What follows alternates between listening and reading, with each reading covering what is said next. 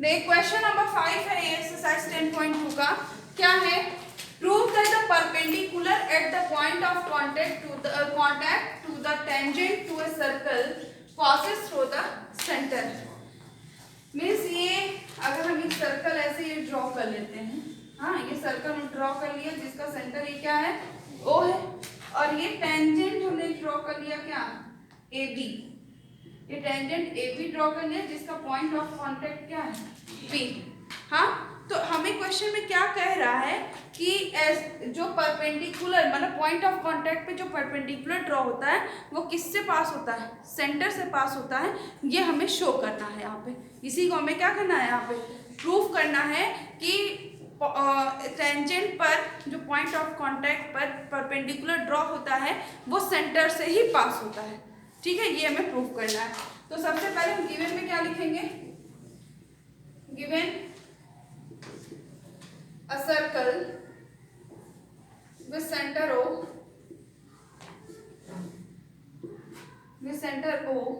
and tangent AB touch the circle at point of contact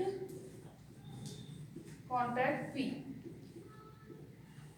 point of contact P पर ये tangent AB circle को क्या कर रहा है, टच कर रहा है। अब टू प्रूफ में क्या करना है, या प्रूफ दैट लिख दीजिए, प्रूफ दैट। क्या प्रूफ करना है, perpendicular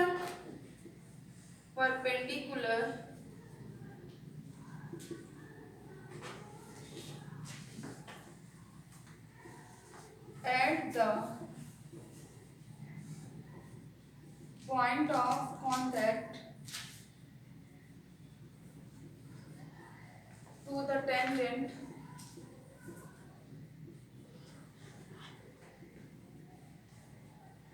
to a circle passes through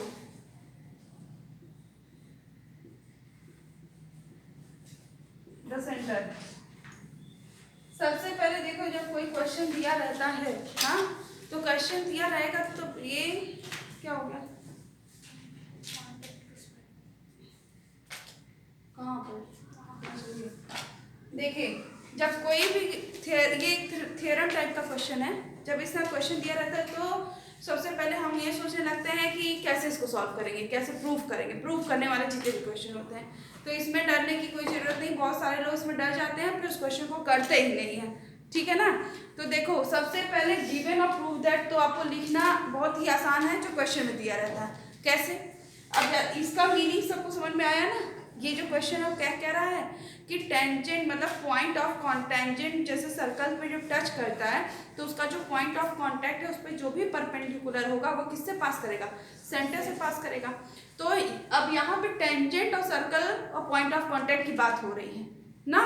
तो हमने क्या किया, गिवन में सबसे पहले सर्कल ड्रॉ कर लिया, with centre O, tangent draw किया, पॉइंट ऑफ कांटेक्ट क्या कर दिया, P कर दिया। और इसी चीज को हम क्या कर दिए हैं, गिवन में लिख दिए, a circle with center O and tangent AB touch the circle at point of contact P। यहाँ तो बहुत इजी है। फिर ये है कि प्रूव दैट। अब इसमें क्या लिखें, दिमाग में क्वेश्चन होता है ना कि क्या लिखें। तो देखो, प्रूव दैट सब कुछ छोड़ दो, ये यहाँ से लेके पूरा यहाँ तक का स्टेटमेंट लिख डालो। ठीक है, अगर शॉर्ट में लिखना चाहो तो भी लिख सकते हो। अगर ऐसा हो रहा है कि हम क्या लिखें अब समझ में नहीं आ रहा है, तो यहाँ से यहाँ तक का पूरा स्टेटमेंट आप लिख डालिए, जब एग्जाम में ऐसा लगता है कि हमको नहीं समझ में आ रहा है क्या करें। ठीक है, अब इसको प्रूफ कैसे करेंगे, ध्यान से देखो। अब क्या रहा है कि पॉइंट ऑफ कांटेक्ट पे जो आपका लाइन होगी वो क्या होगी, पॉइंट ऑफ कांटेक्ट से परपेंडिकुलर होगी। मान लो यहाँ से एक लाइन ड्रॉ कर लेते हैं, ये ऐसे, ये पॉइंट होता है M। ठीक है ना।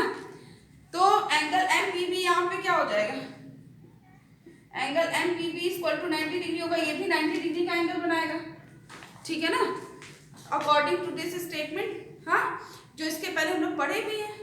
लेकिन ये जो सेंटर है, इस सेंटर से ये OP हमारा क्या होगा, रेडियस होगा, और रेडियस पॉइंट ऑफ कांटेक्ट पे क्या होता है, परपेंडिकुलर होता है। ये थ्योरम हम लोग पढ़े हैं। ठीक, एंगल MPB 90 डिग्री है, ठीक है, इसको हमने क्या कंसीडर कर लिया, इक्वेशन नंबर 1।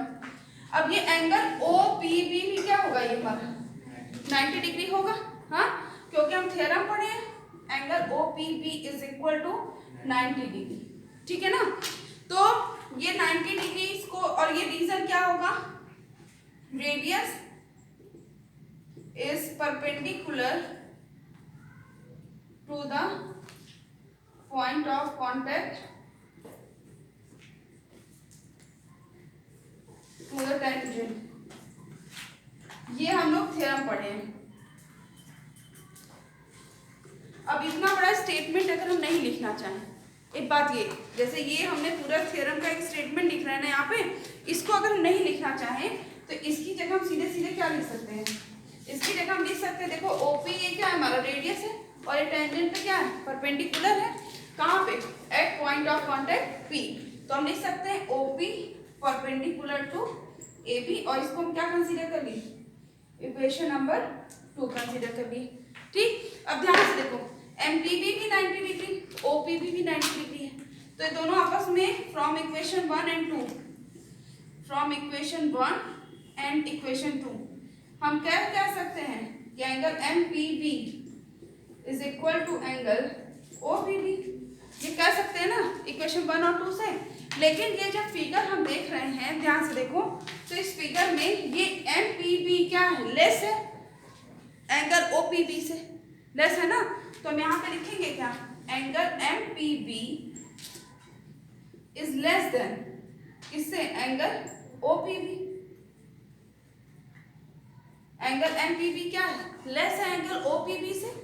जब एंगल MPB, ये हम ये कह सकते हैं कि कोई भी लाइन पॉइंट ऑफ टेंजेंट के किसी भी सर्किल के पॉइंट ऑफ कांटेक्ट पे अगर आती तो परपेंडिकुलर होगी, उससे हमने क्या किया कि एंगल MPB को क्या ले लिया, 90 डिग्री ले लिया, ठीक। लेकिन हमको ये भी पता है कि सेंटर से पॉइंट ऑफ कांटेक्ट पे जो लाइन आती है तो वो हमारी क्या होगी, 90 डिग्री। तो रेडियस जो होता है, रेडियस पॉइंट ऑफ कांटेक्ट पे क्या बनाता है, 90 डिग्री का एंगल, तो उससे हमने ये लिख दिया angle OPB equal to 90 degree. जब ये दोनों 90 डिग्री हो गए तो इन दोनों को हमने क्या कंसीडर किया था, इक्वेशन 1 एंड 2। तो फ्रॉम इक्वेशन 1 और 2 से हम क्या कह सकते हैं, MPB equal to angle OPB कर सकते हैं। लेकिन ये फिगर में देख रहे हैं MPB क्या है, लेस देन है OPB से, तो ये हमने यहाँ पे दिखा दिया। तो क्या ये कंडीशन तो हम कह सकते हैं कि सही है, angle MPB equal to OPB। ये कंडीशन कब सेटिस्फाई करेगी, when MP coincide to OP। जब MP क्या होगा, मतलब दोनों लाइन कॉन्साइड का मतलब क्या, एक के ऊपर एक लाइन हो जाएगी, ठीक है।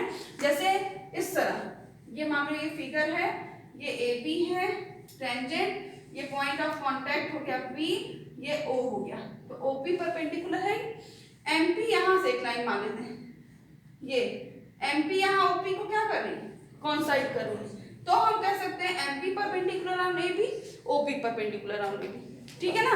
तो लिखेंगे हम क्या, angle MPB is equal to angle OPB when, ये यहाँ पे ये नॉट इक्वल टू हो जाएगा। अगर ये कंडीशन हम देख रहे हैं तो यहाँ पे सिंस कर देना, और यहाँ पे लिख देंगे क्या, then angle MPB not equal to angle OPB। दोनों 90 नहीं होंगे, परपेंडिकुलर नहीं होंगे। ये कब होगा, अब हम ये लिख रहे हैं, व्हेन MP कॉन्साइड OP, मतलब लाइन ऐसी हो जो सेंटर से क्या हो रही है हमारी, मतलब सेंटर से जाने वाली जो लाइन है पॉइंट ऑफ कांटेक्ट P पर, तो वो क्या हो रही है, परपेंडिकुलर होती है, ये हमें पता है, रेडियस है। तो अगर कोई ऐसी लाइन जो सेंटर को क्या करते हुए, कॉन्साइड करते हुए, मतलब सेंटर से जो लाइन पॉइंट ऑफ कांटेक्ट पे जा रही है उसके ऊपर से क्या करे, उसको कॉन्साइड करते हुए जाएगी, तभी हम कहेंगे कि ये हमारी जो सेंटर से जाती हुई लाइन है वो हमेशा क्या होगी, परपेंडिकुलर होगी, किस पे, पॉइंट ऑफ कांटेक्ट पे। अगर ये इस सर्कल में हम कहीं से भी कोई लाइन ले आए और पॉइंट ऑफ कांटेक्ट पे डाल दें तो कभी भी 90 डिग्री नहीं होगी सेंटर से। अब जैसे ये यहाँ पे हमने दिखाया, OP पहले से लाइन थी 90 डिग्री, ध्यान से देखो, ओपी सेंटर का क्या हो गया, हमारा रेडियस है, ठीक है। ओपी 90, इसके ऊपर से कोई लाइन हम दिखा दी कि एमपी क्या कर रही है, ओपी को कोइंसाइड कर रही है, उसी के ऊपर है, तब हम कहेंगे क्या कि ये एमपी भी जो होगी वो क्या होगी, 90 डिग्री से 90 डिग्री का एंगल बनाएगी, क्योंकि एमपी क्या हो रही है, कोइंसाइड कर रही है ओपी को, सेंटर से पास हो रही है, ठीक है ना। तो यहाँ पे MPP equal to OPP when, कब ये होगा, when MP coincide to, when line MP coincide to OP, ठीक है ना। तो ये यहाँ पे आपका ये थ्योरम प्रूव हो गया।